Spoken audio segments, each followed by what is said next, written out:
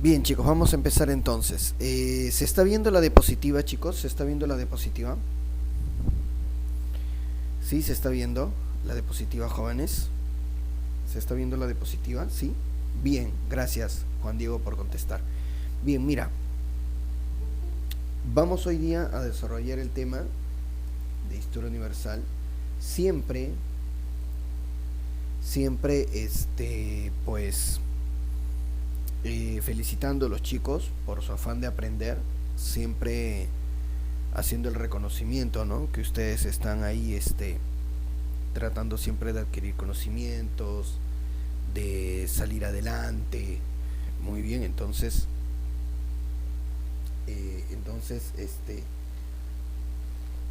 siempre con esa voluntad, ¿no? De aprendizaje, ¿no? Eso va a ser muy bueno, eso va a ser muy bueno.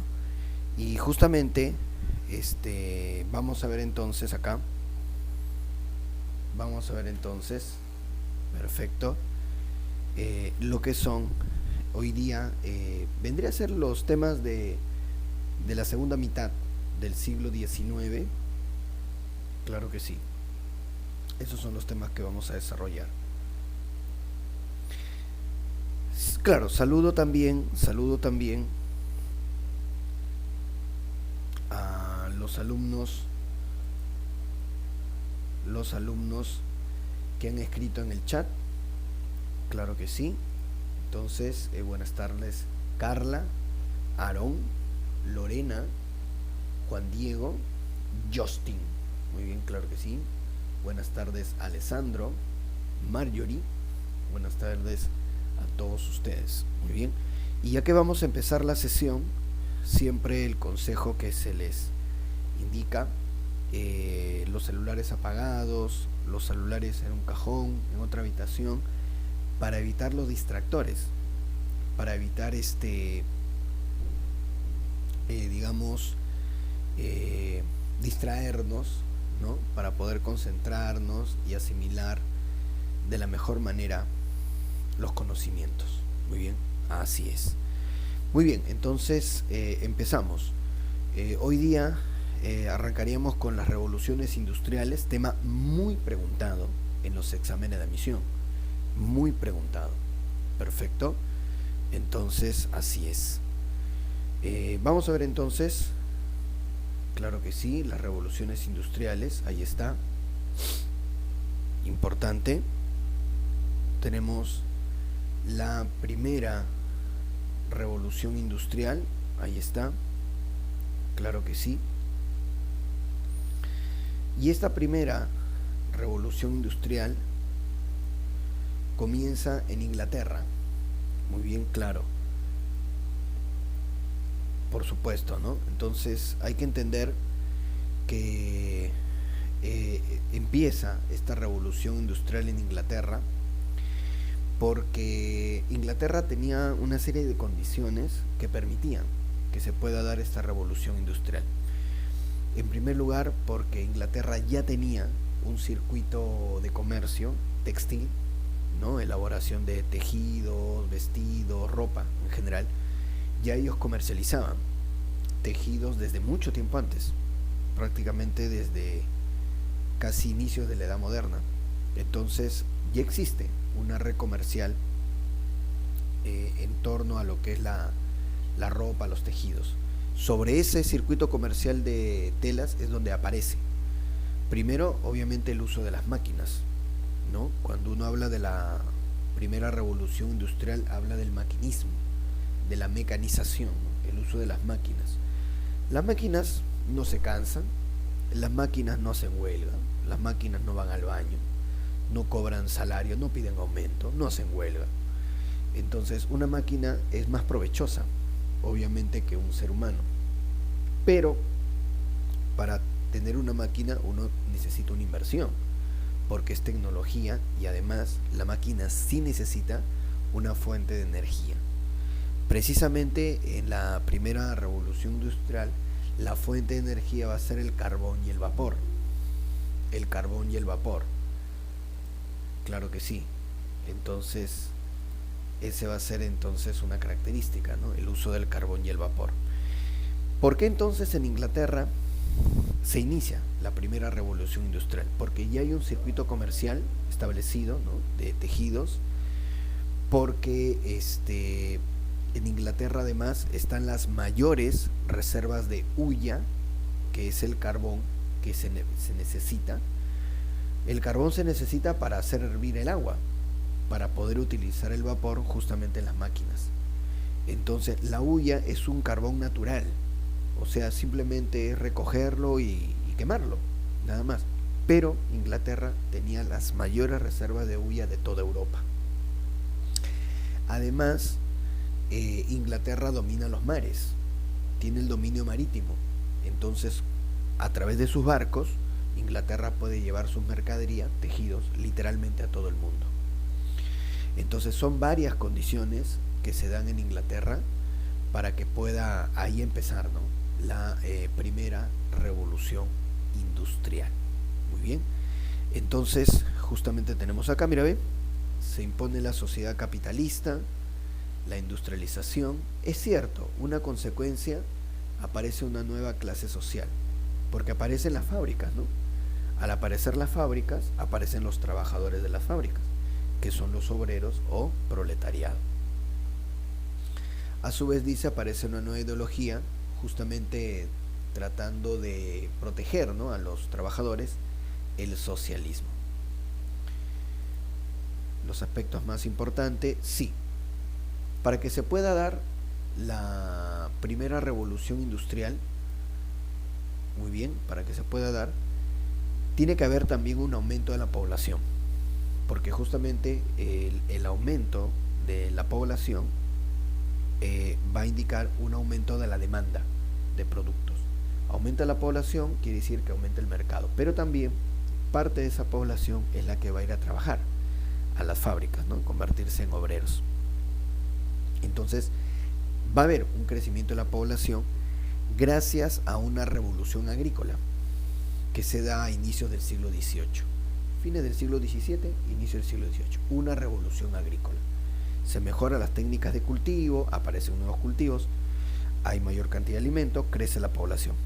Eso también va a sumar para que pueda iniciarse la primera revolución industrial, ¿no?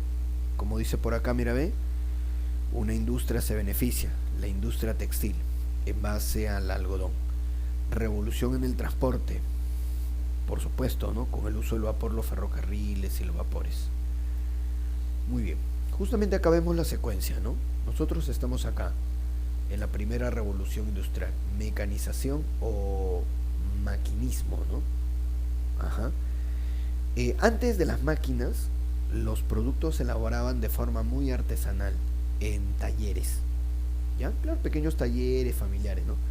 Pero ahora con la industrialización ya aparecen las fábricas, ¿no?, grandes lugares exclusivamente para fabricar productos, para trabajar las materias primas. El antiguo taller, que era pequeño, artesanal, da paso a la gran fábrica, ¿no?, a la industria. Así es. Muy bien, entonces, claro, luego viene la segunda, la tercera y hasta la cuarta revolución industrial, ¿no? Acá vemos una imagen justamente de las primeras fábricas. Ahí están las máquinas, ¿no? Básicamente la industria textil, vuelvo a indicarte. Ahora, como era la primera vez que están apareciendo las fábricas, ¿no?, las industrias, no habían pues ninguna ley, ¿no?, que protegiera a los trabajadores, para nada. Y lastimosamente esto muchas veces va a dar pie a la explotación, porque entonces, como no hay límites en lo que es el trato a los trabajadores, a los obreros, entonces algunos ya ambiciosos empresarios comenzaban a contratar, por ejemplo, mujeres embarazadas, niños, muy bien, y por ejemplo pagarles muy poco, ¿no? Entonces ya lo que viene una explotación. A los niños, por ejemplo, ¿qué es lo que hacían? Iban a los orfanatos, hablaban con el encargado del orfanato, ¿no? Al encargado le daban un dinero y se llevaban a todos los niños a hacerlos trabajar en las fábricas.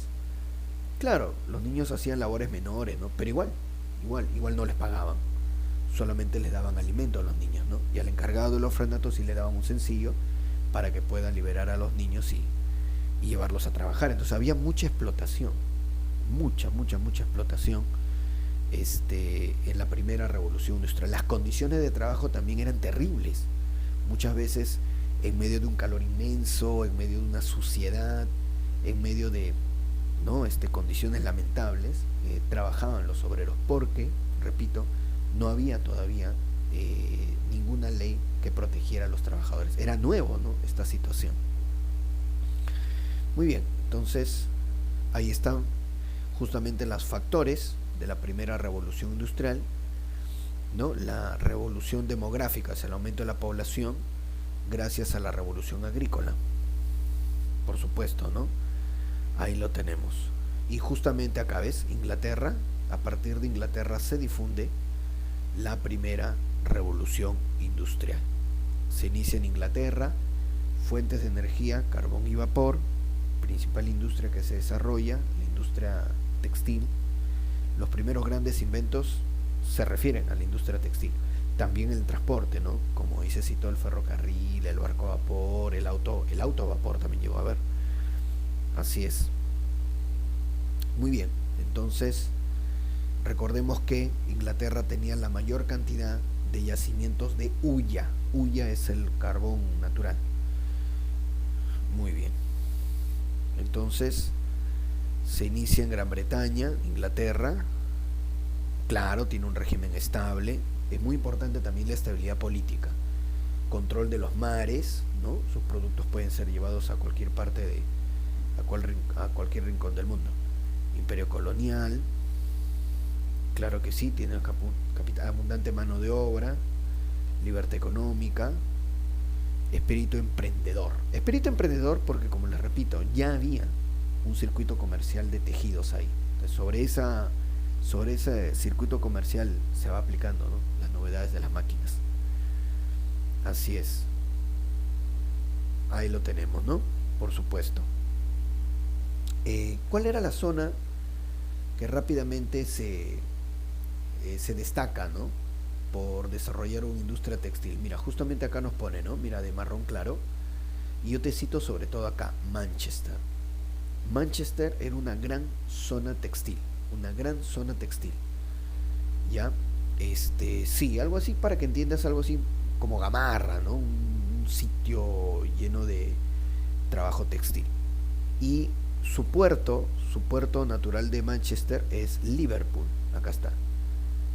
¿Ya? Entonces va a llegar un momento en donde se va a buscar una forma de llevar lo más rápido los tejidos que se producían en Manchester al puerto de Liverpool, ¿no?, para ser embarcados literalmente a todo el mundo, porque todo el mundo prácticamente era el mercado de Inglaterra, ¿no? Inglaterra, claro que en ese momento ya era el Reino Unido de la Gran Bretaña. Sí, y justamente ahí, para poder llevar la mercadería lo más rápido posible de Manchester, ¿no?, los talleres textiles, a Liverpool, que es el puerto, ahí es donde se inventa el ferrocarril. Ahí es donde se da el primer ferrocarril del mundo, para poder llevar rápidamente la mercadería de Manchester a Liverpool. Muy bien, claro, zonas muy adineradas, ¿eh? Zonas muy adineradas. Un día un alumno me dijo, ¿no?, profe, ¿y hasta ahora siguen siendo zonas adineradas? Por supuesto, le digo. Ah, profe, con razón. Esos equipos de Manchester y Liverpool siempre tienen bastante dinero, ¿no? Claro, lógico, porque obviamente es un reflejo del bienestar económico que logran ahí en Manchester y Liverpool. Así es. Muy bien. Habían otras zonas textiles, por supuesto, ¿no?, pero esa era la más famosa. Ahí está. Dice por acá, mira, cuencas hulleras. Vuelvo a repetirte que la hulla era el carbón natural para poder ¿no?, hervir el agua y utilizar el vapor. Muy bien. Nos dice acá abajito otras cosas que colaboraron con Gran Bretaña para convertirse en la primera potencia industrial. Su condición de isla, abundante hierro y carbón, ¿ves? La hulla, suministro de agua.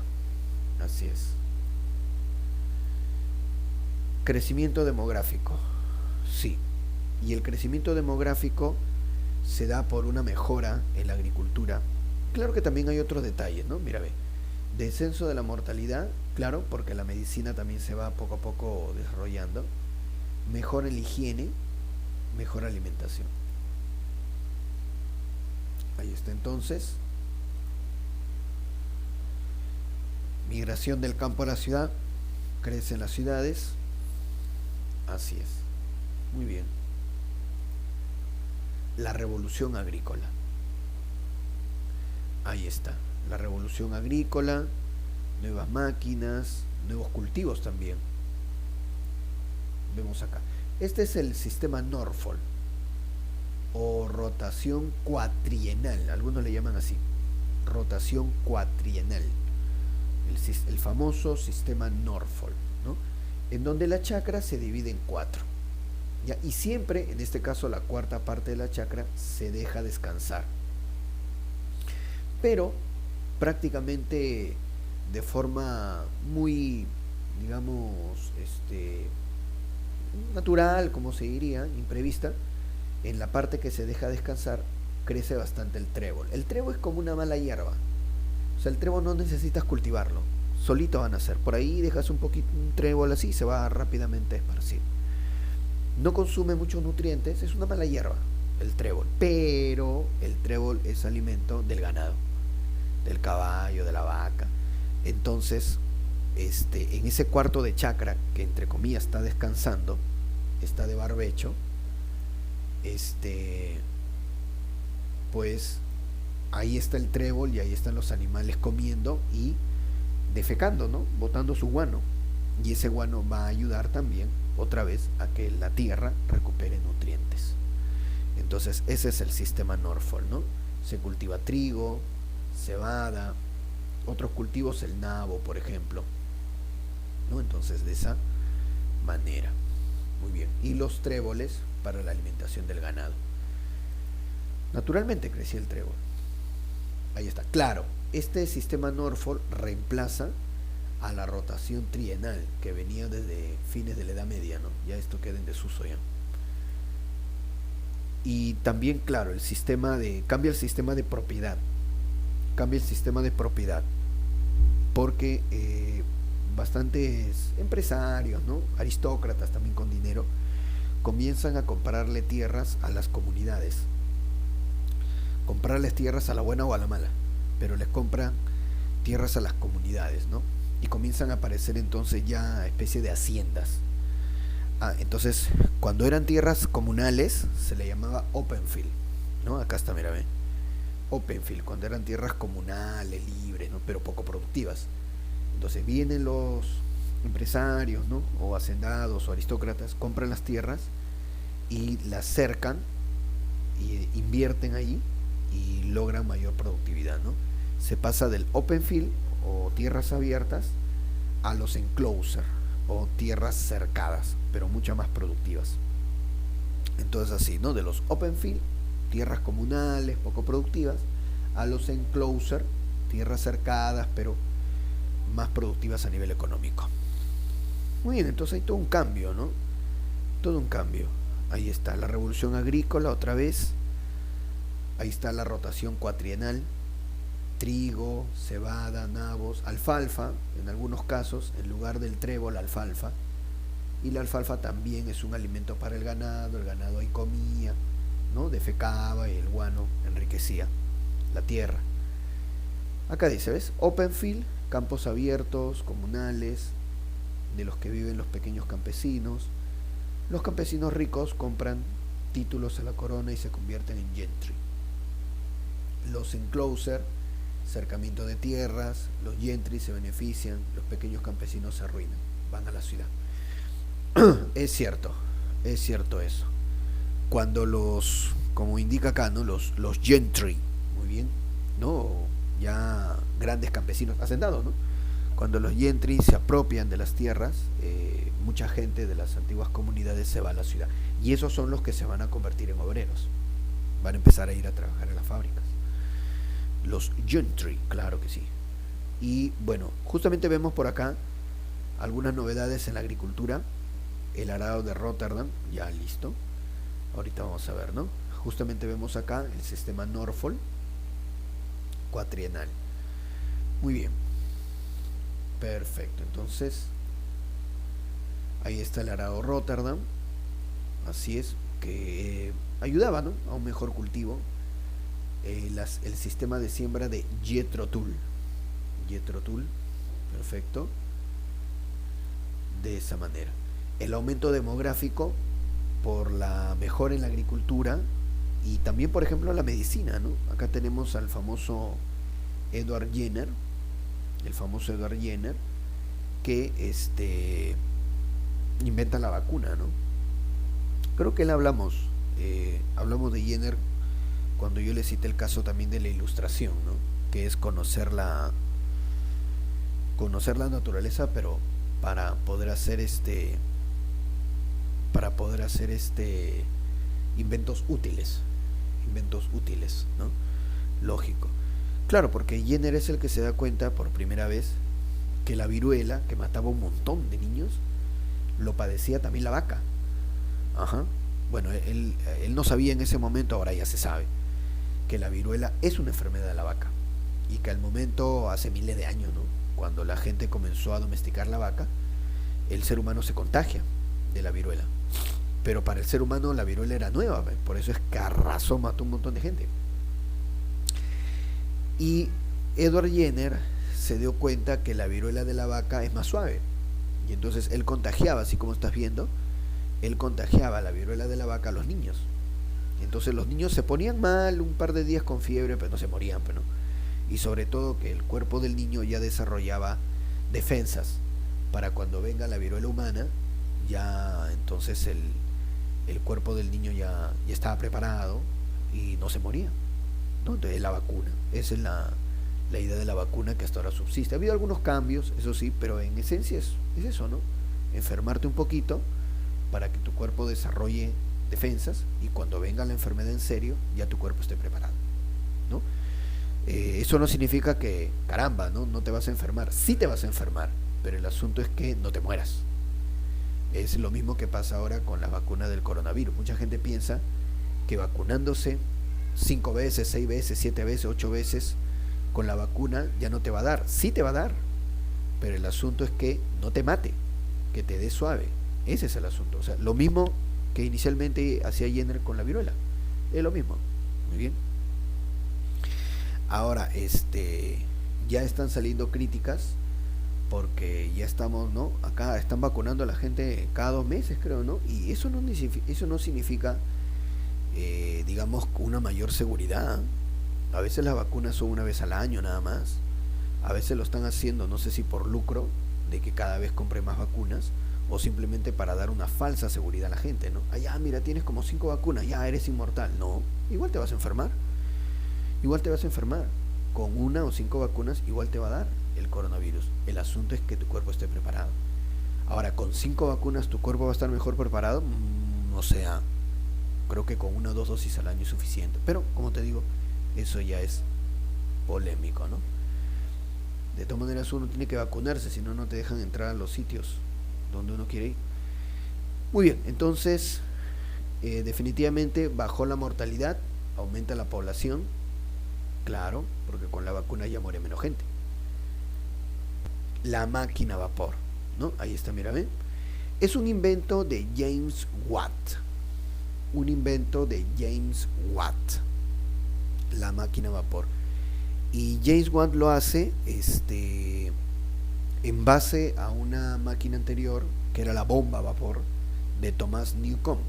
O sea, Thomas Newcomen hace una bomba a vapor que ya es un antecedente de lo que James Watt, como está viendo, desarrolla la famosa máquina a vapor. Esta máquina a vapor es el invento de la primera revolución industrial, porque con esta máquina a vapor ya se demuestra, ¿no?, el uso que puede tener la fuerza del vapor, y este principio de utilizar la fuerza del vapor se va a utilizar en todas las máquinas de la primera revolución industrial. Entonces James Watt con la máquina a vapor encuentra cómo utilizar la fuerza del vapor, de qué manera darle uso, y ese uso se va a aplicar en todas las demás máquinas, repito, de la primera revolución industrial, ¿ya? Y sobre la base, un invento anterior, que era la bomba a vapor de Thomas Newcomen. Y mira, estos son inventos relacionados a la industria textil, porque la industria textil ahí es donde nace, ¿no? La primera revolución industrial. Claro, por ejemplo tenemos la lanzadora volante de John Kay, que era como una primitiva máquina de coser. La máquina spinning mule o spinning jenny, también acá abajito, que eran máquinas para hacer hilos de algodón, máquinas hiladoras. El telar hidráulico de Arkwright, claro que sí, desmotadora de algodón. Todos son inventos relacionados a la industria textil, que fue la industria que más se desarrolló en la primera revolución industrial. Ahí está, ¿ves? La máquina spinning jenny, ahí está, mira, el señor está mostrando su uso. ¿Para qué? Para hacer hilos de algodón. Muy bien. La spinning mule también, niño en un telar. Como te digo, no había límites legales todavía, y muchos empresarios aprovechaban eso para contratar gente menor, ancianos o mujeres embarazadas para pagarle poco y en condiciones muy lamentables de trabajo. Por ejemplo, vemos que el niño está descalzo, ¿no? No había entonces ninguna noción de protección al trabajador, ninguna, mucha explotación. Acá tenemos otra vez la máquina a vapor de James Watt, y esta es la antigua primitiva bomba a vapor de Thomas Newcomen. Perfecto. Acá arribita vemos la locomotora de George Stephenson. Justamente esta locomotora, ¿dónde se va a utilizar? En la ruta Manchester-Liverpool, para llevar toda la mercadería de Manchester al puerto. El barco Clermont sobre el río Hudson, esto es en Estados Unidos. Robert Fulton inventa el barco a vapor. Así es. Vamos a ver por aquí. Ahí está. Nuevos transportes, justamente, ¿no? Esta es la locomotora Rocket de George Stephenson. Se hizo un concurso público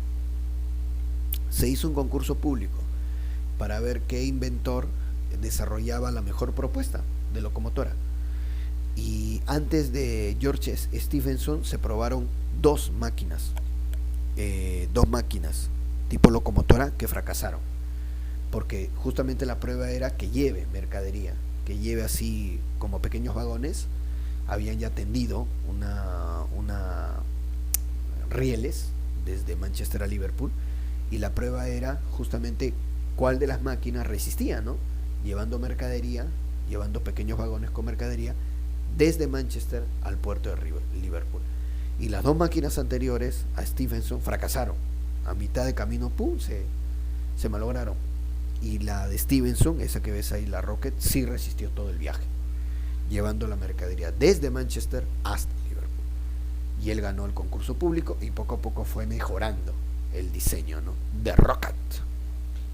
Nació la locomotora, el ferrocarril, ¿no? Como te decía, en el río Hudson, ¿no? Robert Fulton inventa el barco a vapor, ¿no? El barco Clermont.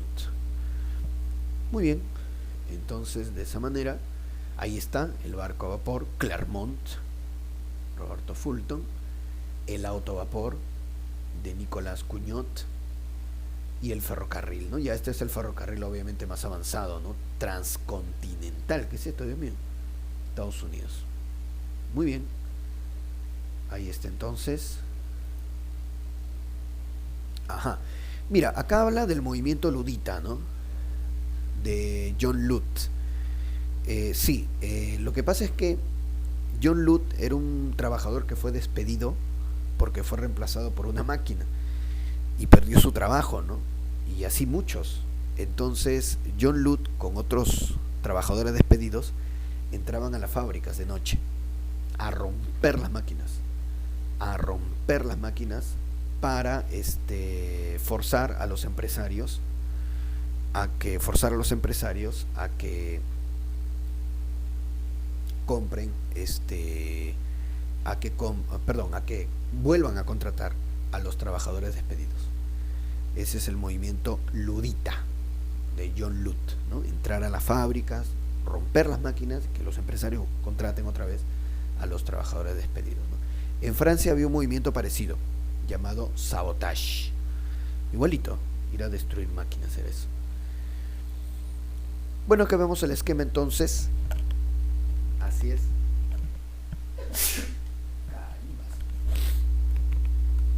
Entonces, ahí está.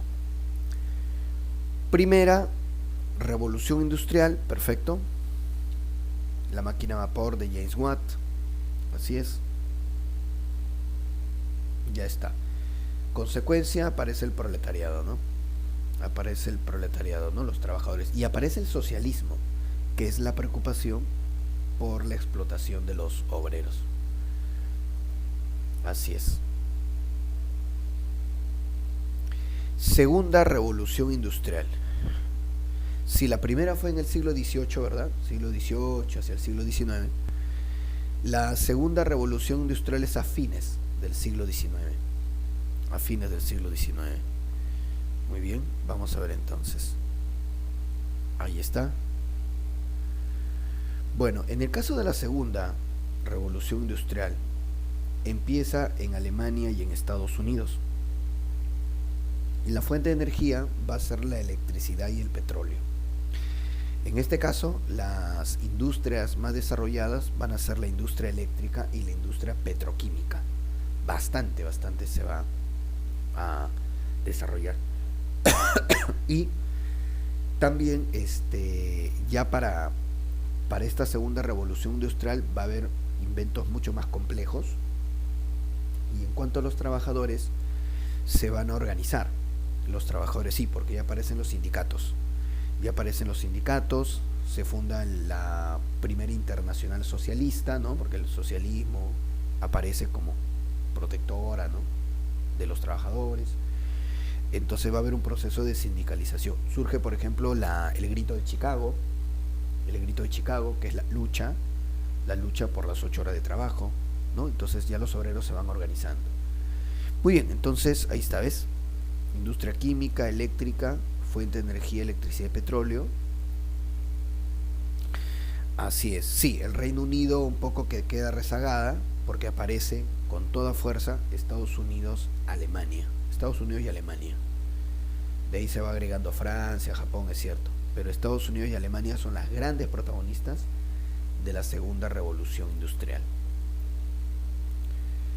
Ahí están, nuevos sectores de producción. La industria petroquímica. La industria petroquímica, en la que más desarrollo va a tener. Ahí está, claro que sí. Los neumáticos, la dinamita con Alfred Nobel, la medicina con Friedrich Bayer, alemán. La industria siderúrgica, por supuesto, el acero, que es una mezcla de hierro con carbón. De hierro con carbón. Ahí está. Por supuesto, la industria alimentaria también. Incluso aparecen los primeros frigoríficos, ¿no? Una especie así de antecedentes de las refrigeradoras. Charles Tellier es el que inventa los primeros frigoríficos para poder conservar los alimentos, ¿no? Y que también puedan más tiempo ofertarse, poder venderse. Ahí está. Muy bien. Nuevas formas de organización del trabajo. Ahí está, mira, ve. El taylorismo. El taylorismo es tratar de aumentar la productividad. El taylorismo busca aumentar la productividad. Muy bien. Claro, por ejemplo, la especialización. Un obrero se dedica todo el día a poner el timón de los autos. El obrero todo el día está que pone timones a los diferentes autos. Entonces, como repite el estar poniendo timones en los autos, lo repite, lo va a hacer más rápido. Incluso en algunos casos se tomaba el tiempo y se le daba de repente alguna motivación, algún dinero extra, si ponía más timones de lo que usualmente hacía. Pero eso es taylorismo. Muy bien, la especialización. Otro trabajador de repente ponía la palanca de cambios en los autos. Todo el día está que ponía palanca de cambio. De tanto hacerlo, se especializaba, entonces repetitivo, lo hacía más rápido. Así es. Muy bien. El Fordismo es la producción en serie. El Fordismo es la producción en serie, ¿no? Eso lo inventa Henry Ford. Henry Ford, en Estados Unidos, con su famoso modelo T, él es bien famoso, Henry Ford, porque él buscó popularizar el uso del automóvil. Henry Ford se traza una idea: toda familia norteamericana debe tener un auto. Y lo logró. Y lo logró. Entonces, basta que cada familia norteamericana tenga un auto, voy a vender millones de autos. Ya soy millonario. Y lo logró. El mismo criterio tuvieron los que inventaron la computadora. Steve Jobs y el otro señor, el Bill Gates. Steve Jobs y Bill Gates en los años 70 inventaron, bueno, perfeccionaron, porque ya había un prototipo de computadora. Ellos, en tal caso, inventaron la computadora doméstica, por darle un nombre, ¿no? La computadora personal doméstica. Y Steve Jobs y Bill Gates dijeron: ¿qué cosa tenemos que hacer? Que cada familia norteamericana tenga una computadora. Y lo lograron. Y se hicieron millonarios. O sea, lo mismo había hecho Henry Ford. El mismo criterio había tenido Henry Ford con respecto al auto, a su auto que él hizo, ¿no? Que fue el modelo T. Y entonces, como tenía que producir un montón, entonces él inventa esta cadena de montaje, donde en una especie de pista, ¿no? Iban trayendo el auto y unos obreros le ponían las llantas al chasis, ¿no? Del auto. Seguía avanzando, ¿no? Otro obrero le ponía el timón, seguía avanzando, ¿no? El auto ahí que se está armando, así avanzando y se está armando. Cada obrero le ponía algo más, por aquí el chasis, la ventana, el parachoque, qué sé yo, ¿no? Y entonces, esa es la cadena de producción, que hasta ahora se hace, ¿eh? Hasta ahora se aplica, pero hoy en día ya se hace con máquinas, cronometrado con computadora, y ya los que van armando el auto ya no son seres humanos, sino son máquinas. Sí, máquinas así que van poniendo plum, el otro plum, y así van armando el auto, como si fuera un Lego en varias fases. Esa es la cadena de producción. Muy bien, entonces avanzamos. Ahí está, mira, ¿ve? Importante. Henry Ford, lógico. Ahí está, ¿no? El famoso Henry Ford, porque populariza el automóvil. No lo inventa. El que inventa el motor del automóvil, el motor a explosión, es Carl Benz, el alemán. Carl Benz, él inventa el motor con uso de gasolina. Y anterior a Carl Benz es Rudolf Diesel. Rudolf Diesel, me corrijo, Rudolf Diesel es el que inventa el motor a explosión. Y Carl Benz inventa el motor con uso de gasolina. Ajá. Ambos alemanes. Ahí está, bueno, esto ya es la producción del mundo, cómo fue variando. Mira, en la primera revolución industrial, como te das cuenta, el Reino Unido, Inglaterra, abarcaba bastante la producción, un tercio de la producción mundial. Pero ya para la segunda revolución industrial, la producción del Reino Unido baja. Y no porque baje, sino es superada en cantidad por Estados Unidos. Mira, Estados Unidos en la primera revolución industrial tiene un buen porcentaje, pero para la segunda ya pasa a ser dominante. Estados Unidos y Alemania también aumenta bastante su producción. Ambos, Estados Unidos y Alemania, ya han superado al Reino Unido. ¿Te das cuenta? Esa es la cuestión. Entonces, por eso siempre se dice, ¿no? La segunda revolución industrial ya es el protagonismo de Estados Unidos y de Alemania. Y Alemania de repente hasta pudo haber igualado a Estados Unidos, pero vienen las guerras mundiales y bueno, Alemania se detiene, ¿no? Durante buen tiempo. Nuevas formas de concentración del capital, claro, ¿no? El cártel es cuando varias empresas se ponen de acuerdo para quedar en un precio, ¿no? Obviamente el cártel, el trust o los monopolios perjudican al consumidor. Ese es el detalle. Muy bien. Entonces, en el caso del cártel, como te digo, varias empresas se ponen de acuerdo y fijan un precio, ¿no? Alguna vez, por ejemplo, recuerdo que sancionaron a varias empresas farmacéuticas que se habían puesto de acuerdo para para cobrar algunos productos, ¿no? Concertaron precios, le dije, concertación, eso está prohibido. Eso está prohibido, porque la idea que haya varias empresas es que compitan en ofertas a favor del consumidor, no que se pongan de acuerdo para sacarle plata al consumidor, no esa es la idea. Por eso el cártel está prohibido. El TROS, fusión de empresas de un mismo ramo, claro. El TROS al final son varias empresas, pero prácticamente tienen el mismo dueño. Entonces eso también está prohibido. Muy bien. El holding, grupo financiero para invertir capital. El holding también es como un monopolio financiero. El monopolio, ¿qué es un monopolio? ¿Ah? Cuando hay una sola empresa en un determinado sector del comercio, ¿no? Una sola empresa. ¿Por qué el monopolio es malo? A ver, muchachos, ustedes díganme. ¿Por qué el monopolio es malo? A ver, ¿han escuchado acerca de eso?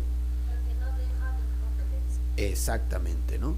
Claro, no deja tener... El primer caso de monopolio que se dio fue en Estados Unidos. Es bien famoso, porque es del señor John Rockefeller. John Rockefeller, él compraba bien barato el petróleo al sur de los Estados Unidos. Bien barato. Llegó un momento en el sur de Estados Unidos, en Texas, en esa zona, Virginia, creo también por ahí, bien barato, ¿no? Georgia. Cada casa tenía un pozo petrolero, dice, abundaba a fines del siglo XIX. Y John Rockefeller compraba el petróleo barato, ya listo. Pero ¿qué es lo que pasa? Rockefeller era el único que había construido una refinería. Mérito también de él, de poder contratar ingenieros, todo, y él hizo una refinería. Entonces, él compraba barato, en la refinería lo convertía en gasolina, en querosene y otros productos, y eso lo vendía caro. ¿Por qué? Porque era el único que procesaba, el único que tenía refinería. Y formó una empresa espectacular y millonaria, ¿no? La Standard Oil. Pero, justamente en el Congreso norteamericano se vio su caso, y el Congreso estadounidense dio la ley Sherman.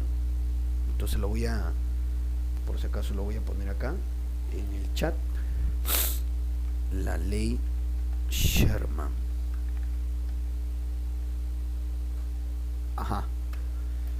Porque con esta ley Sherman se le obligó a John Rockefeller a dividir su empresa y vender una de las partes. Y tuvo que hacerlo, pues, por ley. Entonces, John Rockefeller vende su empresa, o sea, la divide, la Standard Oil, y la parte que había dividido la vende. Incluso la vende a dos, porque al final creo partió en tres su empresa, y lo vendió. Alguna de las partes, ¿no? Y ahí nacen otras empresas como la Chevron, ¿no? Exxon, ahí salen, que van a competir con John Rockefeller, porque la idea era esa, la idea era que compita. Muy bien. Entonces, la ley Sherman fue el primer caso de sanción a un monopolio y se dio en Estados Unidos. Muy bien. Bueno, entonces dice por acá nuevos inventos. Claro que sí. Acá por ejemplo tenemos Bessemer, es bien famoso porque Bessemer con su convertidor hacía bastante acero, una forma muy rápida de hacer acero. Luego la dinamita de Alfred Nobel, por supuesto, la aspirina de Frederick Bayer.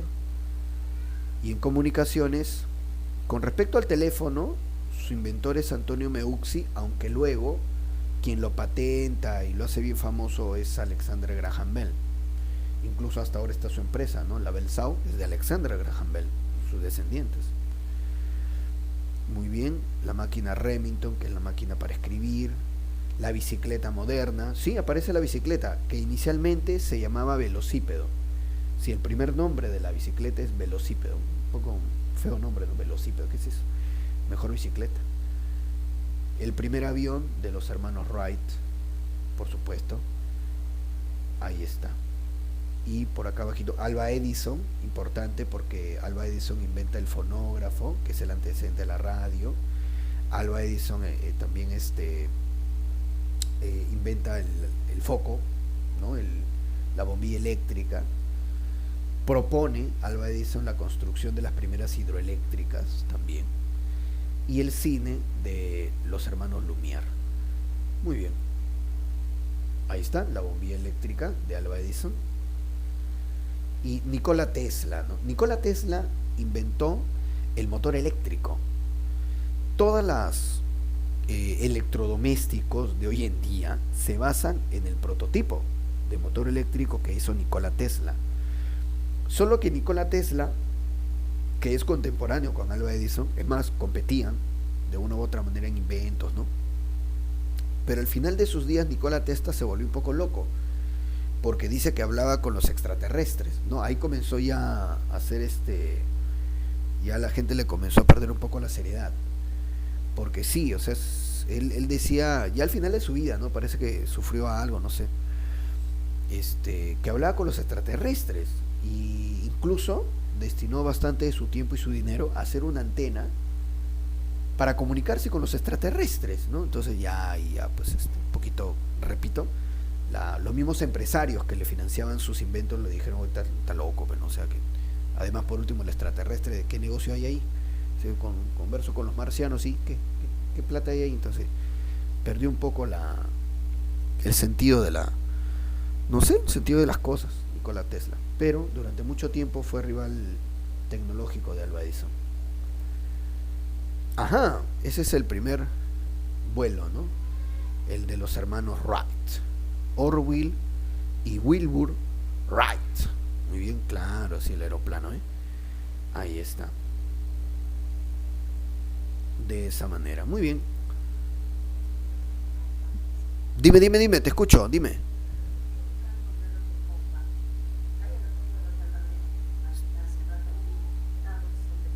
Sí, esos sombreritos son de origen inglés. Se pusieron de moda a fines del siglo XIX, porque recordemos que esta segunda revolución industrial es de fines del siglo XIX a inicios del siglo XX. Y esos sombreritos de copa vienen de Inglaterra. Es la moda de la era victoriana. Sí, así se pusieron. Acá en el Perú también. A inicios del siglo XX, la gente pudiente, así, ¿no? Se ponían esos gorritos en forma de copa. Y su bastón. Era el gorrito, el sombrero, perdón. El terno, frac, tipo pingüino, su bastón.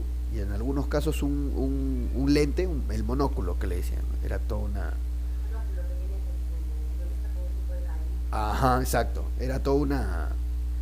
Era caro, ¿eh? Tenía que ser el frac tenía que ser con tela inglesa, con casimir, con esas cosas. No era barato, ¿eh? No era barato. Había que... Siempre la gente pudiente pues, se presentaba así. Ahí está, mira los datos de la segunda revolución industrial. ¿Qué consecuencias vamos a tener de la segunda revolución industrial? Como les dije, el sindicalismo. Los obreros se organizan, forman sindicatos, ¿no? El grito de Chicago por las 8 horas de trabajo. Muy bien, piden ya que haya leyes a favor que protejan, ¿no?, de la explotación. Hay una sindicalización. Y el imperialismo.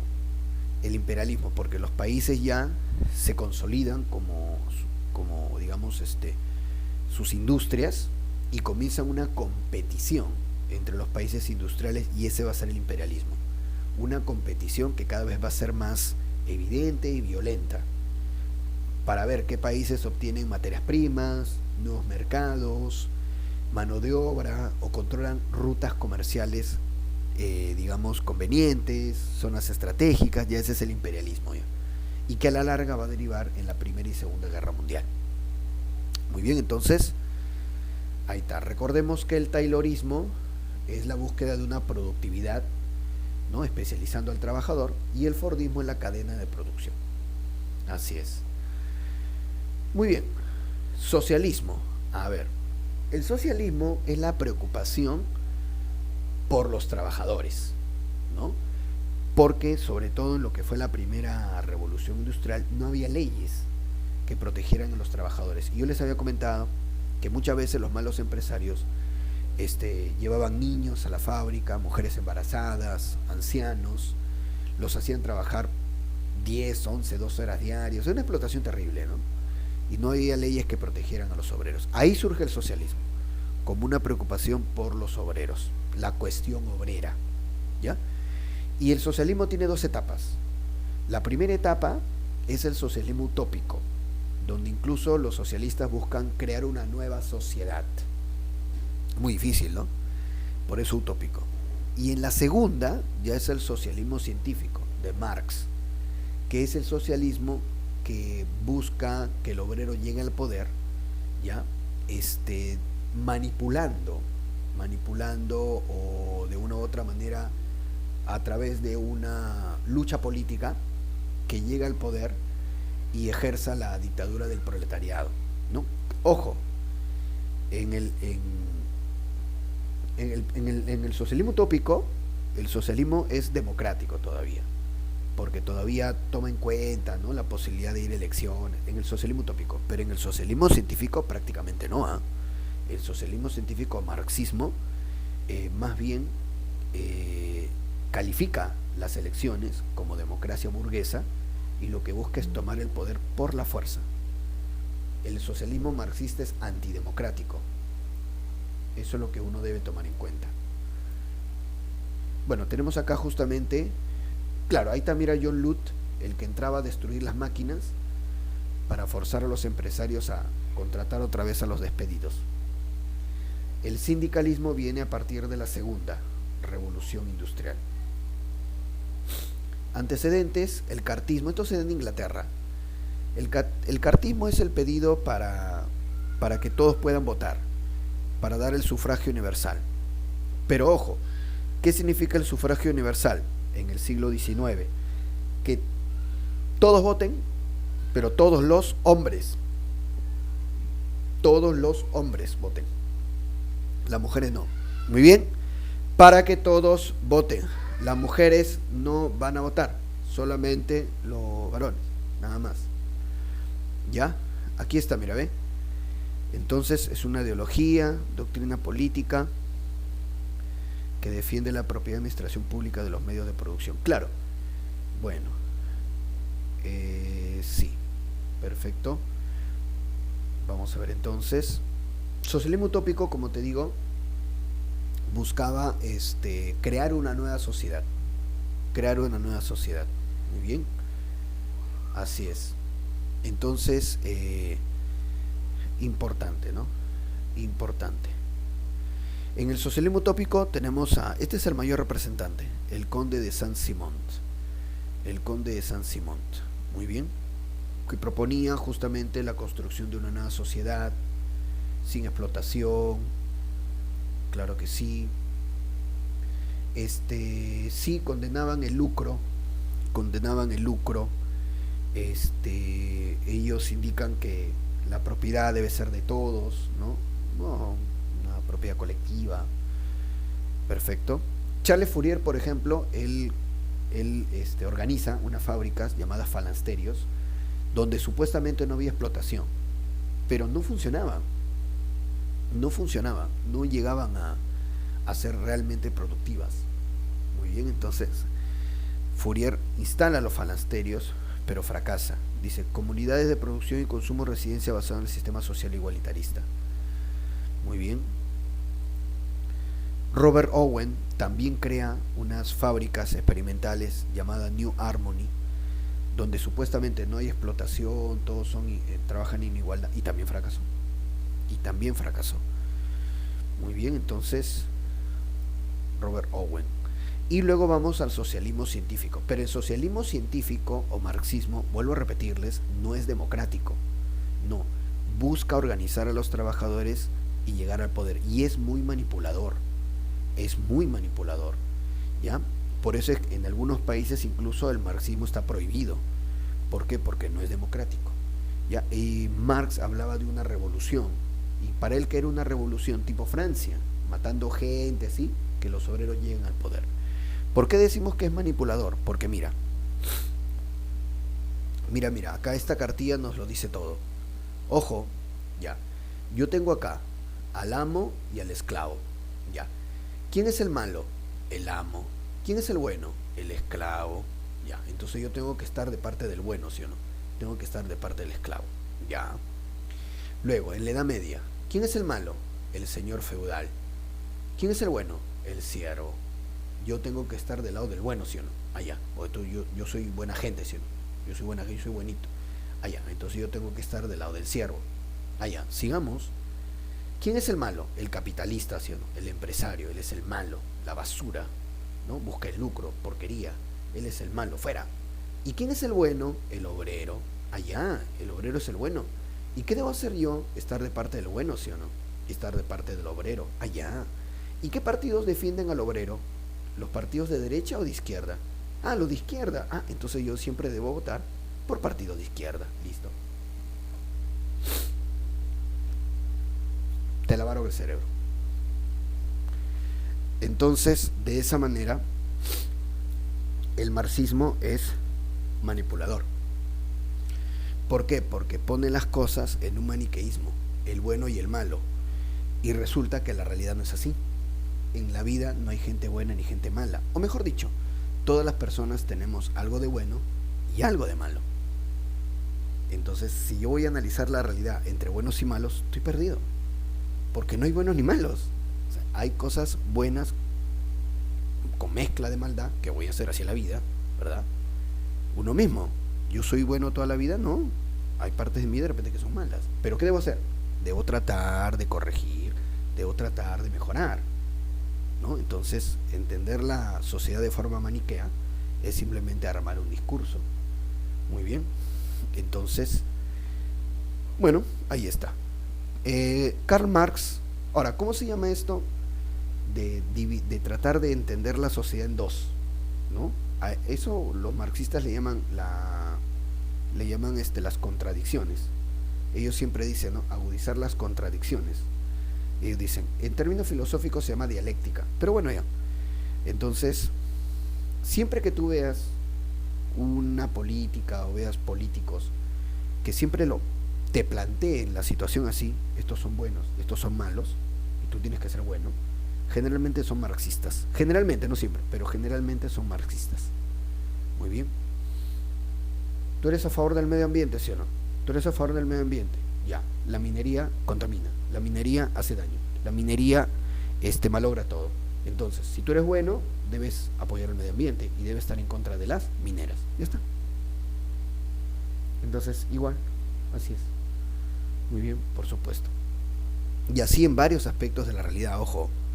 Entonces espero que se den cuenta, que no le daban el cerebro. Bueno, ahí está. Tenemos luego la lucha de clases. Carlos Marx decía que en una sociedad, muy bien, Alessandro dice, profe, te quieren ver como un inmoral. Claro, o sea, el marxismo justamente te plantea esa dualidad para obligarte a ti a que los apoyes, porque supuestamente ese es el lado bueno. Y si tú le dices que no, no, entonces entonces tú eres malo. ¿No? Por ejemplo, ¿no? Ya, imagínate, me vienen a mí a decir, yo soy sanmarquino, por si acaso, yo estudié en la Universidad de San Marcos, así es que yo he vivido eso, yo he visto, y además conozco amigos que aplican eso, porque son de izquierda, pero son comunistas. Déjalo, ¿no? Cada uno tiene derecho a hacer su vida, pero aplican eso. Y algunos enseñan historia todavía, por si acaso. Ya, entonces, bueno, el medio ambiente, hay que proteger el medio ambiente, ya. La minería es mala, entonces, si tú proteges el medio ambiente, tienes que condenar la minería. Yo le digo, no, ¿estás loco? Le digo, ¿estás loco? No, pero entonces, tú quieres contaminar, no valoras la vida, no valoras que no sé qué cosa. Y yo le digo, no es así, le digo, porque, por ejemplo, todos los carros botan humo, dióxido de carbono, le digo. Todos los carros botan humo, ¿sí o no? Ya. ¿El humo contamina, sí o no? Ya. ¿Y qué debo eliminar todos los carros? ¿No, verdad? Entonces, ¿qué debo hacer? Debo tratar de que no contaminen tanto, pero no debo eliminarlos, ni pensar que por el hecho que boten humo ya son malos, y todo lo que sea carro condenarlo. No es así, le digo. Está bien, la minería contamina, hay que ver la manera de que no contamine, pero de ahí eliminarlo es otra cosa, ¿no? Yo siempre le digo así, no, que por aquí, que por acá, que tú eres capitalista, me dicen, porque de inmediato adjetivan, no te dan razones, cuando lo sacas del cuadro ese, del maniqueo, muchas veces se enojan y te califican. Ah, no, ya tú eres capitalista, tú eres pro patronal, tú eres amarillo. Listo, ahí acabó la conversación, no hay más argumentos, terminó. Muy bien, entonces sí, ahí te das cuenta de que en realidad esto es simplemente un discurso nada más. O sea, no hay argumentación. Se han aprendido eso de memoria, lo aplican. Si tú le retuerces el argumento, entre comillas argumento, no hay nada más. Ni nada más. Convénceme, ya a ver, convénceme. No, que es que eso es bueno, es que eso es malo. Que eso es malo, eso es malo. Eso es malo porque es malo. Debe ser. Igual así. Muy bien. Terrible, terrible. Muy bien, dejamos entonces acá a Carlos Marx. Lucha de clases, ¿no? Siempre una clase minoritaria privilegiada explota a una clase mayoritaria, ¿no? La plusvalía es el trabajo, es la ganancia que obtiene el trabajador a costa de explotar al proletario, ¿no? Dictadura del proletariado es que los obreros lleguen al poder mediante la violencia. Así es. Muy bien. Eliminación del capitalismo. Bueno, ahí está el manifiesto comunista de Karl Marx. Lo curioso es que Karl Marx, esa es la muerte, ¿no? Karl Marx hace toda una ideología para los obreros y Marx nunca trabajó.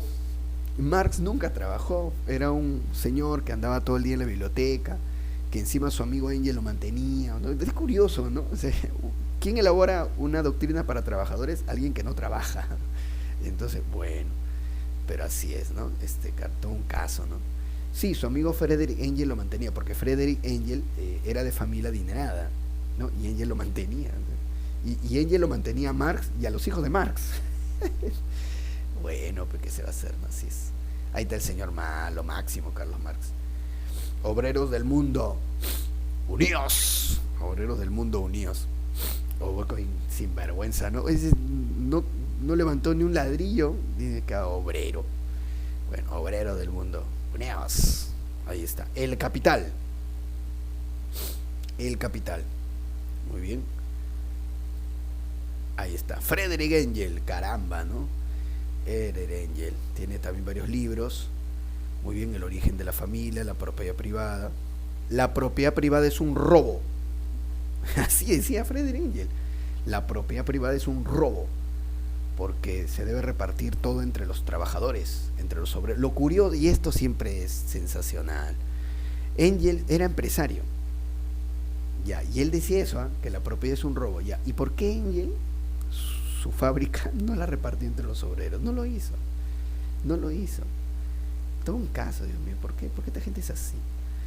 Bueno, el anarquismo, ahí está el anarquismo. El anarquismo sí es más radical, porque el anarquismo plantea la libertad absoluta del individuo y la eliminación de todo aquello que pueda limitar la libertad del individuo, eliminar el Estado, el ejército y la Iglesia Católica en esa época, en ese orden, ¿no? El Estado, el ejército y la Iglesia Católica. Y los anarquistas eran violentos. Bueno, después con el tiempo los comunistas también, pero los que empezaron a ser violentos son ellos, los anarquistas. Ellos hacían atentados, mataron varios gobernantes. Al zar de Rusia, por ejemplo, le metieron un bombazo.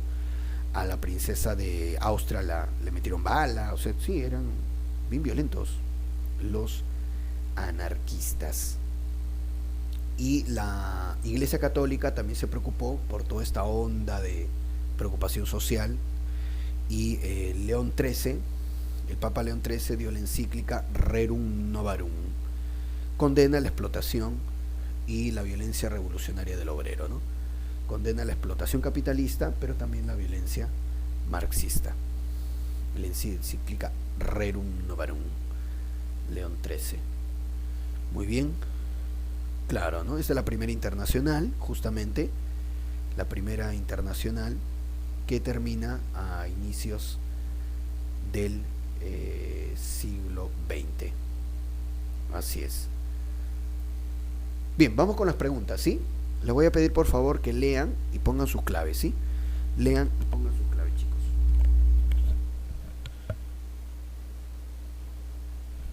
Juan Diego me dice, profe, ¿el anarquismo y socialismo son de izquierda? Sí, son tendencias de izquierda, Juan Diego. el anarquismo y socialismo son de izquierda. Muy bien, sí. No, son doctrina de izquierda.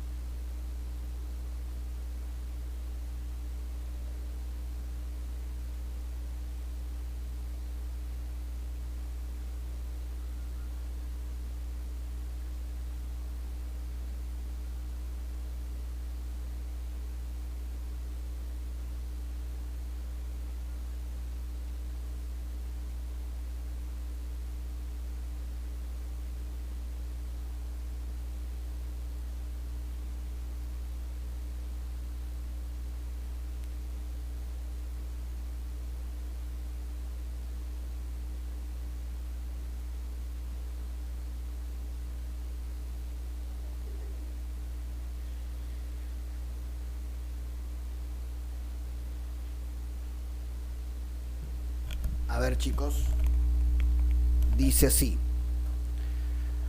Primera pregunta dice, la primera revolución industrial, siglo XVIII, se inició en... Vamos a ver entonces.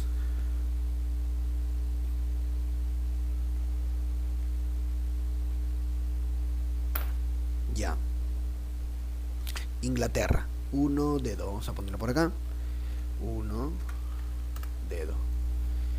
Siguiente. 2. Consecuencia social de la primera revolución industrial. Aparecen los trabajadores, obreros, proletariado. 2 dedos también. 2 dedos. 3. La fuente de energía de la primera revolución industrial fue vapor y carbón. 3 besitos.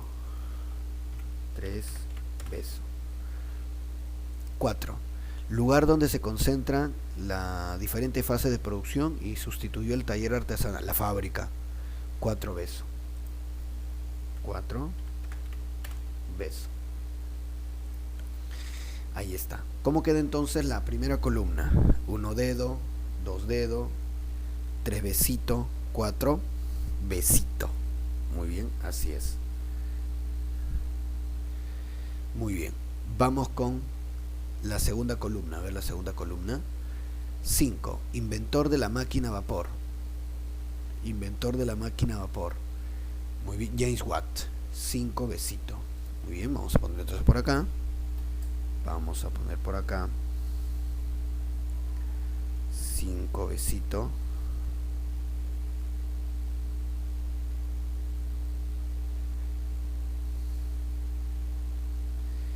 Muy bien, 5 veces. Vamos a poner esto por acá. 5. Así es. Siguiente, 6. Dice, personaje que inventó la locomotora. ¿No? Fue George Stephenson, ¿no? La locomotora The Rock. 7 dedos. 7 dedos. 8. Personaje que inventó el barco a vapor. Robert Fulton, ¿no? El barco Clermont en el río Hudson. Muy bien. Ah, mira, ve. 6 dedos, ¿no? 6 dedos. Acá me he equivocado, mira, ve. Ah, ya. 6 dedos, 7 dedos y 8. Personaje inventor del auto a vapor. Nicolás Cugnot. 8 besos. 8 besos. Ahí está. Muy bien, entonces. Perfecto. Las claves de la segunda columna están ahí. 5 besos. 6 dedos, 7 dedos y 8 besos. Muy bien. Vamos con el segundo bloque. A ver, por favor, chicos, lean y pongan sus claves. Lean y pongan sus claves, por favor.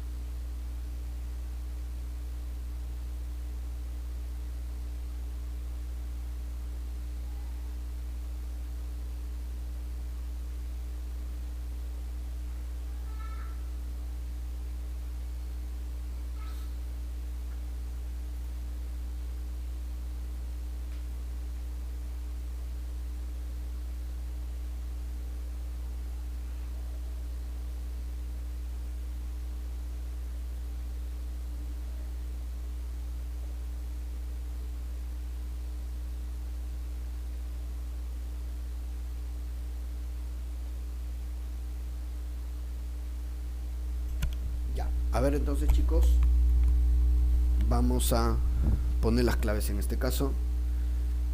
Dice, las nuevas fuentes de energía durante la segunda revolución industrial fueron En el caso de la segunda, ¿no? Electricidad y petróleo. 9 agüita. Vamos a poner acá. 9 agüita. Siguiente, 10. Se les atribuye el primer vuelo controlado en un avión. Los hermanos Wright, Wilbur y Orville Wright. 10 dedos.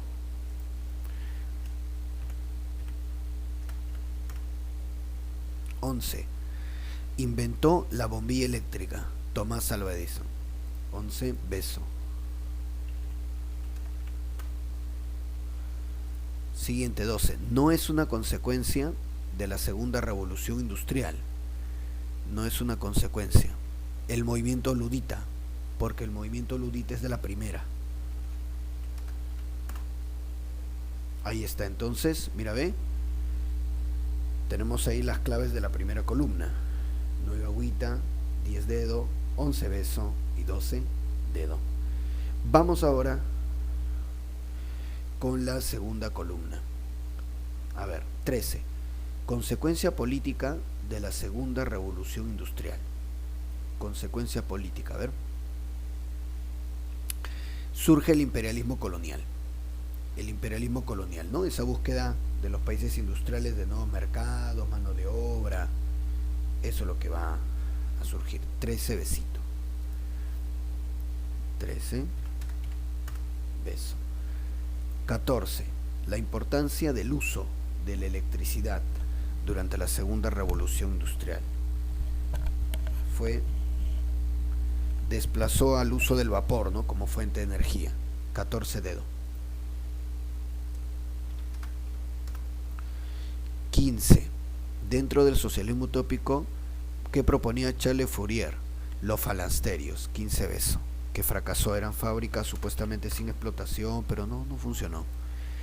Principal planteamiento científico en la 16 de la clase obrera, Carlos Marx. 16 casa. 16 casa. Muy bien, claro que sí. Carlos Marx.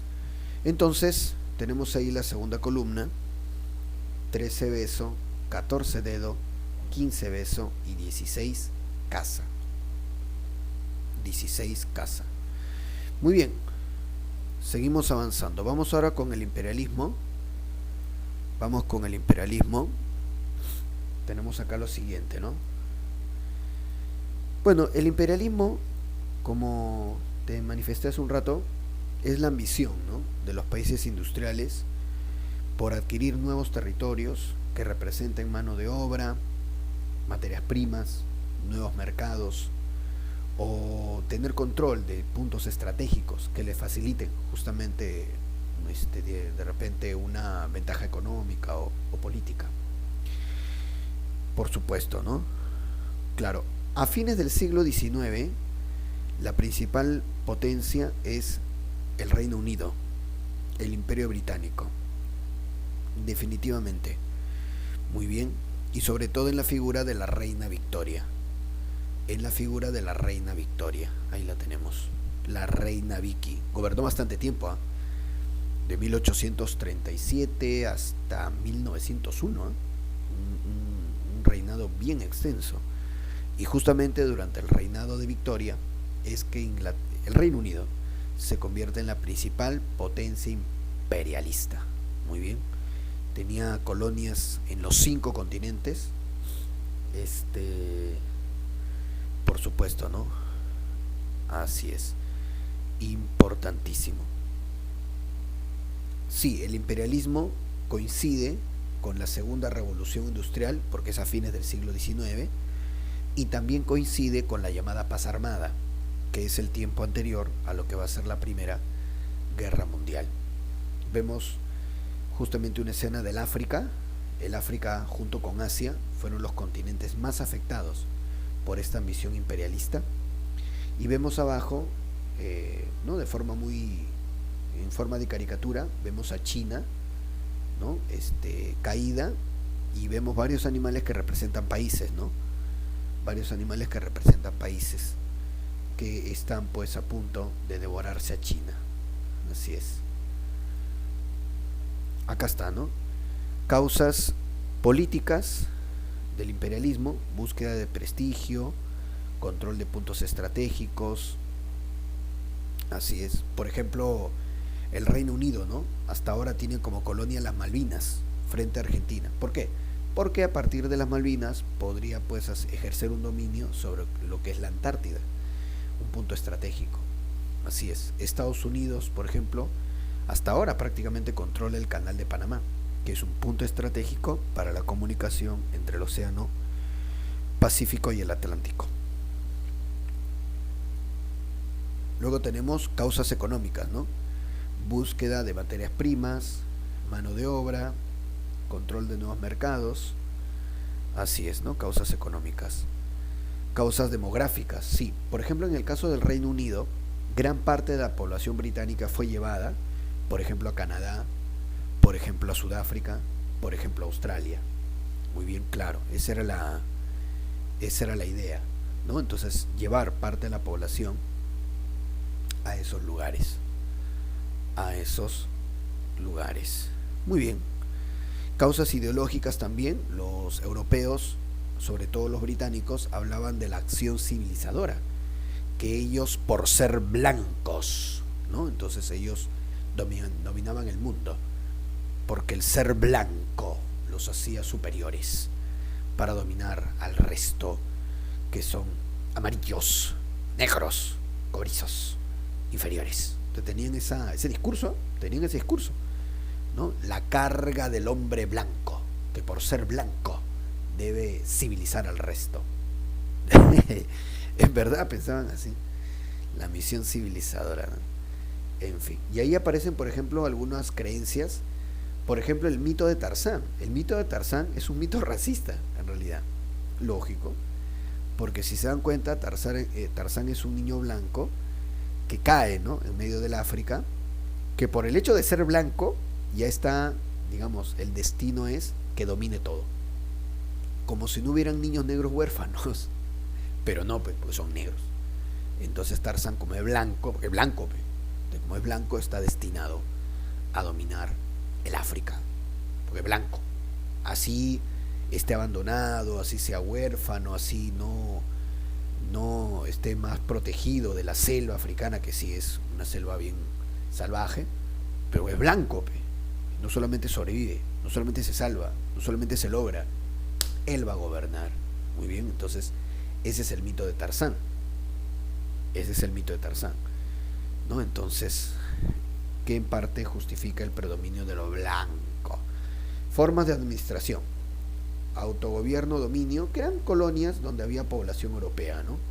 Estoy indicando el caso de Canadá, Australia y Sudáfrica, con gente blanca. El protectorado eran aquellos lugares donde en teoría gobernaba un aborigen, pero completamente dominado por una potencia extranjera. Y las colonias, que algunos llaman las colonias de extracción, donde simplemente eran lugares para extraer materias primas, ¿no? Por ejemplo, la gran mayoría de colonias africanas eran solamente para extraer materias primas, excepto Sudáfrica, que sí fue poblada por gente blanca, pero el resto simplemente eran colonias de extracción. Definitivamente el Reino Unido es el país que más colonias tiene en todos los continentes, pero los continentes más afectados son África y Asia. En Asia, por ejemplo, tiene la India, Hong Kong, Singapur, el Reino Unido, siendo su colonia más importante del Reino Unido la India. Muy bien, porque de la India obtenían algodón. ¿Ya está? Así es.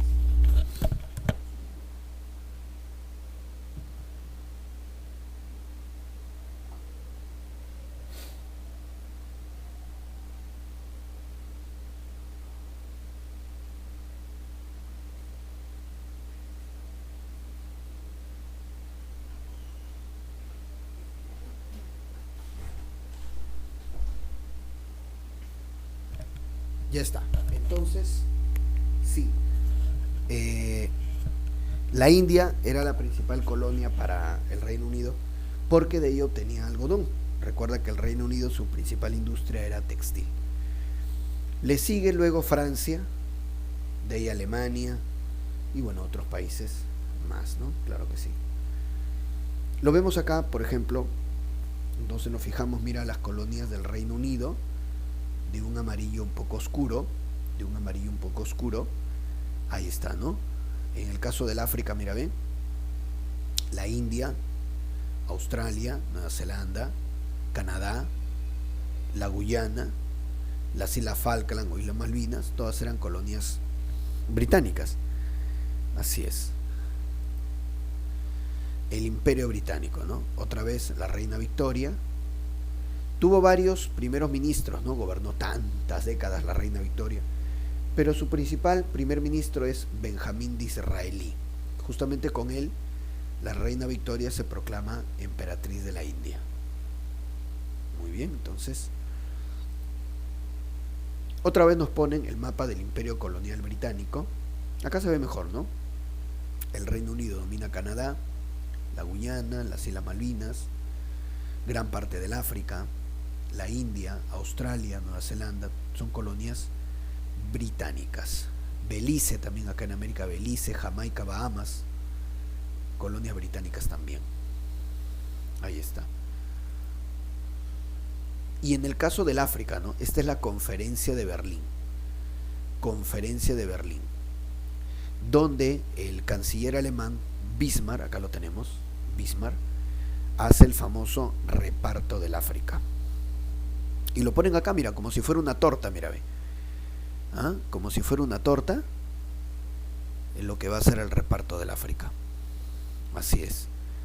Acá abajito nos dice Cecil Rhodes y su propuesta del ferrocarril, del Cairo al Cabo. Sí, los británicos, ellos buscaron tener colonias desde Egipto, por eso ponen el Cairo, hasta el Cabo, que es Sudáfrica. Y en determinado momento lo lograron, ¿eh? Ahí está. Aquí está, mira. Todas las zonas de anaranjado son del Reino Unido. Egipto, Sudán, Nigeria, Costa de Oro, Sierra Leona, Rodesia, Sudáfrica, Uganda. Todo eso es del Reino Unido. Le sigue Francia, de morado. Argelia, Túnez, África Occidental. Muy bien, claro que sí. Madagascar. Todo eso de Francia. Luego está, por ejemplo, el Congo de Bélgica. El Congo de Bélgica. Alemania también, mire, Alemania. Tenía Camerún, Namibia, Tangañica. Ese es Namibia, ¿no? Tangañica. Ese de Alemania. Así es. Portugal tenía Angola, Mozambique, Guinea Portuguesa. Así es. Italia llegó a tener también lo que es Libia, Eritrea, Somalia, italiana también. De esa manera. En la conferencia de Berlín, repito, los europeos se reparten África como si fuera una torta. Ya, así es. Pero hay un detalle, ¿no? Que los europeos se reparten el África, pero no fueron mucho a vivir ahí. Porque sobre todo en la zona ecuatorial del África es muy difícil, debido a las enfermedades como la malaria o la fiebre amarilla. Bastante difícil, ¿eh? Vivir en esta zona. Es más, los europeos intentaron vivir acá, en la parte central del África, y no pudieron. Las enfermedades los mataron. Así es. Exploradores del África, tenemos a John Haining Speke, él exploró el lago Victoria. David Livingstone, famoso explorador del África. Henry Morton Stanley, que exploró el río Congo. Así es, ¿no? Los grandes exploradores del África. Colonización imperialista del Asia, la India, colonia del Reino Unido, la joya de la corona, por supuesto. Y en el caso de Francia, Indochina. Indochina, que involucraba lo que es Vietnam, Laos y Camboya. En el sur la Conchinchina también, ¿no? Bueno, ahí está. Entonces, esto es en el Asia, ¿no? El Reino Unido también tenía, por ejemplo, Birmania, Afganistán y Hong Kong. Reparto del Imperio Chino. Ahí está, mira, ve. Mira cómo acá en la caricatura se observa cómo se están repartiendo China. ¿Quién? La reina Victoria, aquí, el Kaiser alemán Guillermo I, el zar de Rusia Nicolás I, Japón de Matsuhito y esta dama que representa a Francia. ¿No? El chino está desesperado. No, Calal. Ya está. Acá lo vemos en el mapa, ¿ves? El Reino Unido, Rusia controla la parte norte, Japón, todo lo que es Corea y Taiwán, Estados Unidos también, lo que es Filipinas, Francia, desde el norte de Indochina, y el Reino Unido, lo que es la frontera con la India. Ya ves, están prácticamente repartiendo China. China era un país grande, como lo es hasta ahora, pero muy débil. Por eso le decían a China el país enfermo de Europa. Muy bien. En el caso de Estados Unidos también tiene una expansión imperialista sobre el Océano Pacífico. Claro, acá lo vemos. Con este presidente, Theodore Roosevelt, el gran garrote, Big Stick. Entonces sí, mira, Estados Unidos sobre el Caribe y sobre lo que es el Océano Pacífico. Y justamente esta expansión norteamericana sobre el Océano Pacífico va a involucrar su pronta rivalidad con el Japón. Así es. Acá está la isla de Hawái, por ejemplo. Ahí está. Midway, ahí está, la isla de Wake. Perfecto. El imperialismo de Japón, el imperialismo japonés, claro que sí. Ahí está entonces, ¿no? Mira, ve cómo Japón trató de expandirse, primero sobre China, quitándole Formosa, Taiwán y Corea, luego sobre Rusia, quitándole el dominio de Manchuria y parte de la isla Sajalín. Así es. Acá lo tenemos, ¿no? Japón y territorios japoneses en 1931, ¿ves? Se había expandido Japón, ¿eh? Regular. Así es, muy bien. Y vamos terminando con la llamada paz armada. La paz armada se inicia tras la victoria de Alemania sobre Francia, justamente cuando los alemanes de Prusia se convierten en Alemania, en el Segundo Reich, la derrota francesa en Sedan, el triunfo alemán, la aparición del Segundo Reich alemán. Ahí comienza la paz armada. Por eso nos ponen acá abajito, mira, ve, Napoleón III y Bismarck tras la batalla de Sedan, ¿no? Ahí está, triunfo alemán. Acá arriba está la proclamación del Segundo Reich alemán, Guillermo I y Bismarck en el Palacio de Versalles. Muy bien, la paz armada es el periodo anterior a la Primera Guerra Mundial, y la paz armada tiene dos momentos. La paz armada va en paralelo con la Segunda Revolución Industrial y el imperialismo y la era victoriana, van en paralelo. La paz armada tiene dos momentos. Primero, cuando Bismarck está dirigiendo el Estado alemán, el Segundo Reich, como canciller. Esa es la primera parte. Y la segunda parte es cuando ya Bismarck no está en el poder y ha asumido el mando Guillermo II, que era era un individuo un poco imprudente. Característica de la paz armada. Juan Diego me dice, profe, cuando querían dividir China, ¿quién gobernaba? Emperadores chinos, había una emperatriz Cixi, se llamaba la emperatriz, pero eran gobiernos débiles de China, eran gobiernos muy débiles.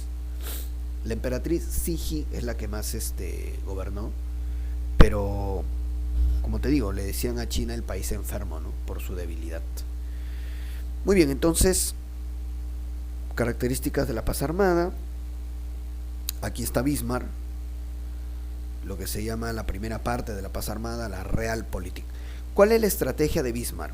Obviamente los alemanes están preocupados porque saben que Francia en cualquier momento puede venir por una guerra de revancha, porque recordemos que cuando Alemania derrota a Francia en la batalla de Sedan y se firma el Tratado de Frankfurt, Alemania le quita 2 provincias a Francia, Alsacia y Lorena.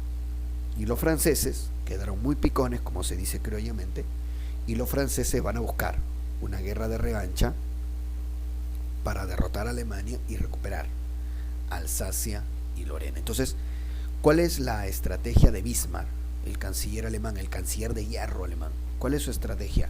Mantener aislada a Francia. Bismarck decía, mientras Francia esté aislada, solita, no va a hacer nada, porque ya una vez Alemania la ha derrotado y la puede volver a derrotar. Entonces, Francia solita no va a venir. Y mientras Francia esté aislada, no va a pasar nada, todo bien. Entonces, y más bien, Bismarck indicaba que Alemania era la que debía formar alianza. Muy bien. Entonces, primero tenemos la Liga de los 3 emperadores, entre Alemania, Rusia y Austria. La Liga de los 3 emperadores. Pero que no duró mucho, porque Rusia y Austria no se llevaban. Entonces Rusia se retira. Y entonces queda Alemania y Austria, invitan a Italia y ahí sale la Triple Alianza. La Triple Alianza, ahí está. Muy bien, claro que sí. La Triple Alianza. Primero fue la Liga de los 3 emperadores, Alemania, Rusia y Austria, pero como Rusia y Austria estaban peleadas, Rusia se va, queda Alemania y Austria que invitan a Italia, la Triple Alianza. Muy bien. Siempre manteniendo aislada a Francia. Ahí está entonces, importante, claro que sí, como dice bien clarito acá, aislar a Francia. Sistema bismarckiano. Sistema bismarckiano. Pero cuando Bismarck ya se retira de la Cancillería y asume el poder este señor Guillermo II. El Kaiser Guillermo II, imprudente, torpe, porque él piensa que Alemania no tiene por qué preocuparse tanto, que Alemania es poderosa y va a ser más poderosa. Entonces Guillermo II descuida sus relaciones con Rusia, sus relaciones con el Reino Unido. Y eso le permite a Francia negociar, precisamente con Rusia y con el Reino Unido. Es más, Guillermo II comienza a fabricar como loco, comienza a fabricar barcos para disputarle el dominio marítimo a los británicos. Eso va a hacer que los británicos entren en desconfianza y escuchen a Francia. Entonces, mira, ya se había formado la Triple Alianza, Alemania, Austria-Hungría e Italia, y ahora se forma la Triple Entente, Francia, el Reino Unido y Rusia. Formada la Triple Entente, ya era cuestión de tiempo para que se inicie la Primera Guerra Mundial. Ahí está entonces el nacionalismo, ya ok, nacionalismo alemán, nacionalismo austriaco, francés, ruso. Los dos nacionalismos fuertes eran el nacionalismo alemán y el nacionalismo francés, que dicho sea de paso estaban en rivalidad permanente. Y claro, este es en Europa en 1914, previo a la Primera Guerra Mundial, ¿no? Entonces, previo a la Primera Guerra Mundial. Claro que sí. Muy bien. Y la Primera Guerra Mundial estalla por el asesinato del heredero al trono, Francisco Fernando, heredero del Imperio Austrohúngaro, ¿no? Terroristas serbios lo matan. Carrera armamentista, es cierto, los países desarrollaban armamento cada vez más agresivo, cañones de gran alcance, armas cada vez más destructivas que se van a utilizar en la Primera Guerra Mundial. El magnicidio de Sarajevo es el detonante de la Primera Guerra Mundial. Y ya está. Vamos a ir acabando entonces, chicos, Historia Universal. Les voy a pedir por favor que pongan sus claves. Aquí, ¿ya? Lean y pongan sus claves, por favor.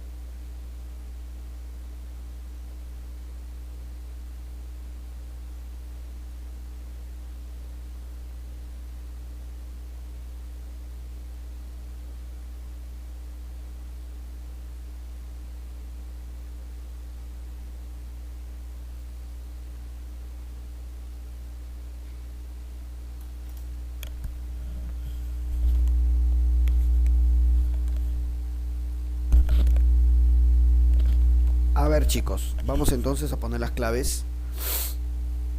Dice así: 17. Potencia que colonizó Indonesia. Indonesia. ¿Ah? No Indochina, porque Indochina es de Francia. Indonesia es Países Bajos. 17, agüita.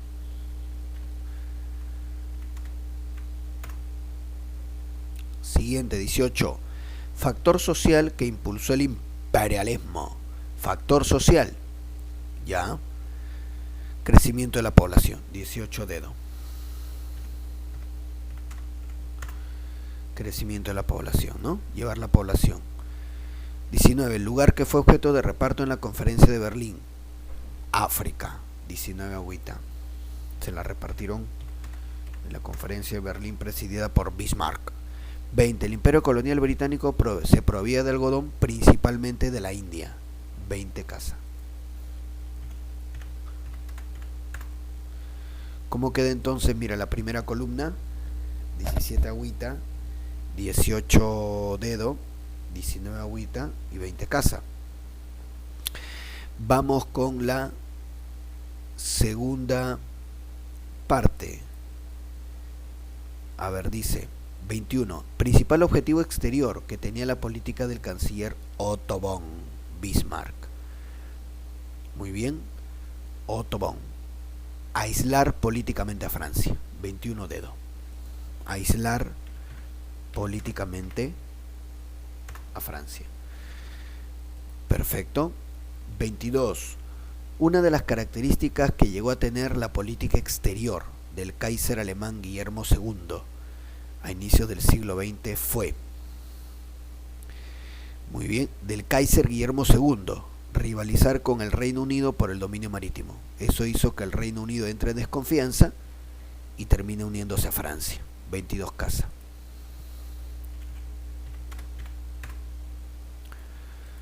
(23) Una zona de la rivalidad de los afanes expansionistas de I fue la península de los Balcanes. La península de los Balcanes lo ambicionaba Austria y Rusia. 23 casa. Y 24. Durante el periodo de la paz armada, Austria, Prusia y Rusia formaron la alianza de los tres emperadores. 24 dedo. De los tres emperadores, Austria, Rusia y Alemania. Solo que Rusia, por tener diferencias con Austria, se retira. Quedan solamente, claro, Rusia se va. Austria y Alemania invitan a Italia y ahí sale la triple alianza. Muy bien, ¿cómo queda entonces la segunda columna? 21 dedo, 22 casa, 23 casa y 24 dedo. Perfecto. Muy bien, a ver un ratito. Bien, listo. Entonces, vamos a llegar hasta aquí con Historia Universal, chicos. 5 minutitos y empezamos cívica, ¿ya? 5 minutitos y empezamos cívica, ¿listo? Ya, muchachos, acá. Entonces, así quedamos. 5 minutitos y empezamos cívica.